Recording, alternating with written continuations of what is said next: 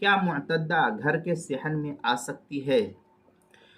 چنانچہ اس سلسلے میں حکم یہ ہے کہ معتدہ کے لیے گھر کے کمرے میں رہنا ہی ضروری نہیں ہے، بلکہ وہ صحن میں بھی حسب ضرورت آ جا سکتی ہے، یعنی گھر کے اندر رہتے ہوئے ہر حصے میں آ جا سکتی ہے۔ یہ کوئی ضروری نہیں کہ وہ گھر کی چہار دیواری ہی کے اندر بیٹھی رہے، وہ بوقت ضرورت گھر سے باہر اپنے آنگن، صحن وغیرہ میں آنا جانا کر سکتی ہے ضرورت کے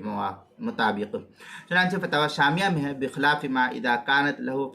فإن لها ان تخرج الیہا وتبیت فی ای منزل شاءت، اس طریقے کے لأنها تضاف الیہا بالسکنہ، یہ عبارت جو ہے فتاوی شامی کی ہے، کتاب الطلاق باب العدہ، مطلب الحق ان علی المفتى ان ينظر فی خصوص الوقاع، اس طریقے کی عبارت جو ہے فتاوی شامی جلد نمبر 5 صفحہ نمبر 224، جو زکریا بک ڈپو دیوبند کا ہندی نسخہ اس کے اندر، اور جو کراچی کا چھپا ہوا نسخہ فتاوی شامی کا اس کی تیسری صفحہ 535، فتاوی تاتار خانیہ